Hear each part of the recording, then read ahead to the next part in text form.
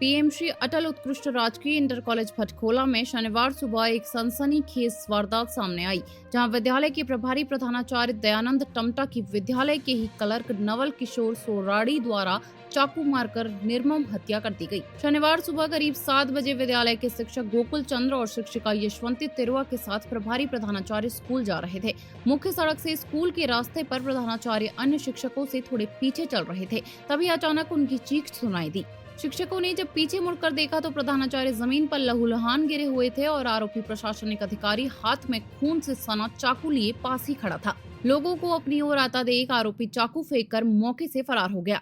अस्पताल ले जाते समय बेहोशी की हालत में घायल प्रधानाचार्य ने खुद पर नवल किशोर द्वारा चाकू से हमला किए जाने की बात कही। आनंद फानन में विद्यालय स्टाफ और स्थानीय लोगों की मदद से उन्हें जिला अस्पताल बागेश्वर ले जाया गया, जहां चिकित्सकों ने उन्हें मृत घोषित कर दिया। वारदात की खबर फैलते ही पूरे क्षेत्र में हड़कंप मच गया और जिला अस्पताल परिसर में शिक्षकों, ग्रामीणों व मृतक के परिजनों की भारी भीड़ जमा हो गई। इस घटना से मृतक के परिवार पर दुखों का पहाड़ टूट पड़ा है, जहां उनकी पत्नी और बेटे का रो रो कर बुरा हाल है। भीड़ के भारी आक्रोश को देखते हुए अस्पताल परिसर में भारी पुलिस बल भी तैनात किया गया। गुस्साए ग्रामीणों और शिक्षकों ने आरोपी की तत्काल गिरफ्तारी और सख्त कानूनी कार्रवाई की मांग को लेकर सुबह से ही अस्पताल में धरना प्रदर्शन शुरू कर दिया। प्रदर्शनकारियों में इस बात को लेकर भी गहरा आक्रोश था कि इतनी बड़ी वारदात होने के बावजूद लंबे समय तक कोई भी उच्च प्रशासनिक अधिकारी या मुख्य शिक्षा अधिकारी मौके पर नहीं पहुंचे थे, जिससे लोगों की नाराजगी और ज्यादा बढ़ गई। धरना दे रहे लोगों का सीधा सवाल था कि जब आरोपी के हिंसक इरादों की जानकारी विभाग को पहले से थी तो समय रहते कदम क्यों नहीं उठाए गए। जानकारी के अनुसार आरोपी नवल किशोर सोराड़ी पिछले कुछ समय से वेतन न मिलने के कारण बेहद गुस्से में था। उसने घटना की पूर्व संध्या पर खंड शिक्षा अधिकारी आशाराम चौधरी को भी फोन पर जान से मारने की धमकी दी थी। यही नहीं, ग्रामीणों का कहना है कि आरोपी ने कुछ समय पूर्व जनता दरबार में भी सबके सामने प्रधानाचार्य को जान से मारने की खुली धमकी दी थी। प्रदर्शनकारियों ने कहा कि अगर विभागीय अधिकारियों को पहले से पता था कि वह इस कदर धमकियां दे रहा है तो विभाग ने पहले ही इस व्यक्ति के खिलाफ कोई कड़ा और ठोस कदम क्यों नहीं उठाया। विभागीय लापरवाही को लेकर शिक्षकों और ग्रामीणों का गुस्सा चरम पर था। यह विरोध प्रदर्शन देर शाम तक जारी रहा, जिससे अस्पताल परिसर में तनाव की स्थिति बनी रही। माहौल बिगड़ता देख उप जिलाधिकारी और मुख्य शिक्षा अधिकारी भी मौके पर पहुंचे। अधिकारियों ने इस प्रदर्शनकारियों के साथ काफी लंबी वार्ता की। इस दौरान एसडीएम ने पूरे मामले की निष्पक्षता से गहन जांच कराने का भरोसा दिया और आश्वस्त किया कि दोषियों के खिलाफ सख्त से सख्त कानूनी कार्रवाई अमल में लाई जाएगी।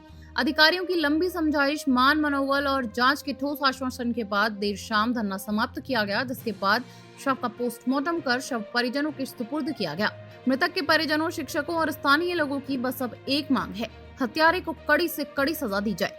इस दुस्साहसिक हत्याकांड के बाद से न सिर्फ शिक्षा विभाग स्तब्ध है, बल्कि स्थानीय जनता के बीच भी सुरक्षा को लेकर गहरा खौफ और चिंता का माहौल है। तो हमारे जहाँ पर लोगों के बच्चे शिक्षा और अपना भविष्य बनाने के लिए जाते हैं, शिक्षा के मंदिर में इस प्रकार की घटना पहले तो हमारे क्षेत्र के लिए बहुत बड़ा दुर्भाग्य का विषय है।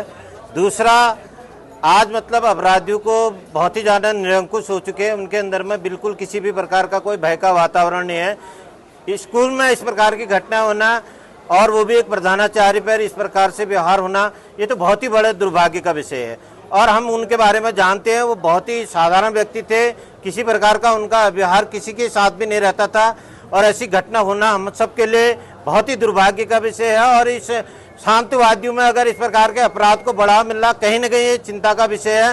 शासन प्रशासन पूरी तरीके से निरंकुश हो गया। इस प्रदेश में कानून व्यवस्था नाम की चीज हमें नहीं दिख रही है।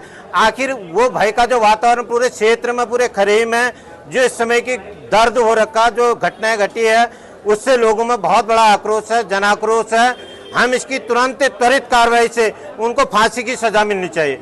जो अपराध, जिसने जिस प्रकार का अपराध किया उसको उसी प्रकार से दंडित किया जाना चाहिए। इसी से लोगों के अंदर में कानून के प्रति भावनाएं बनी रहेंगी।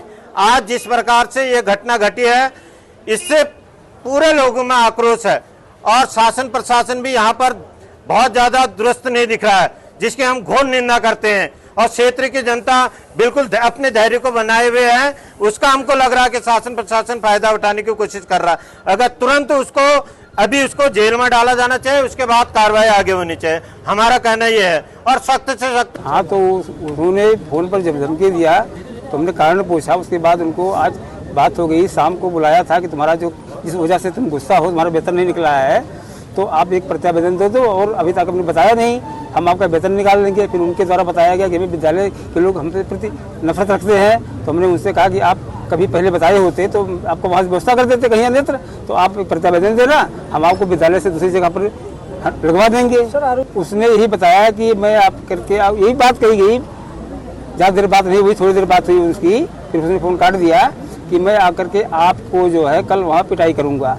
हमने कहा पिटाई तो क्यों करोगे भाई, का ऐसा मैं परेशान हूँ, चल नहीं पा रहा हूँ, फिर नहीं पा रहा हूँ, हमें बहुत दिक्कत है आने में। हमने कहा आपको दिक्कत है तो आपने कभी फ़ोन से बताया होता कि हमारा वेतन रुका हुआ है, हमें इतना कहाँ याद रहता है कि इसका वेतन रुका नहीं रुका हुआ है।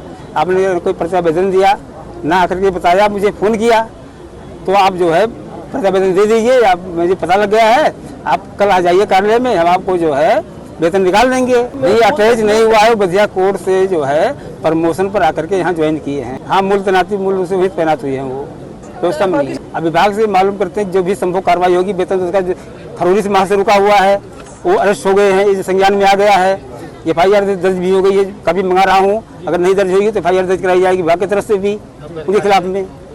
नहीं, पहले से कोई जानकारी नहीं थी इसकी, आज सुबह जानकारी मिली है जब घटना की कुछ देर बाद ही। अब इसके बारे में तो आपके संज्ञान में होगा। कुछ देर पहले डायरेक्टर के हमारे ऑफिस में भी ऐसी घटनाएं घटी थी, उसमें SOP जारी हुई थी, लेकिन SOP जारी हुई थी कार्यालय में कि ऐसी पहचान पत्र लेकर के लोग को अंदर जाने दिया जाए। अब रास्ते में आते जाते समय आदमी अकेले आता, कैसे आता है, अब वहाँ पर तो इसके बारे में तो हम नहीं समझ पाते हैं कि विभाग कोई प्रकार सुरक्षा, स्पष्ट शब्दों में कोई सुरक्षा करने में सक्षम होगा। कोशिश की जाएगी कि जो ऐसे लोग हैं उनको पहचान में आए और उनके खिलाफ कोई कार्रवाई की जाए जिससे ऐसी घटना की पुनरावृत्ति ना हो। हृदय विदारक घटना है, इसकी हम घोर भर्त्सना भी करते हैं।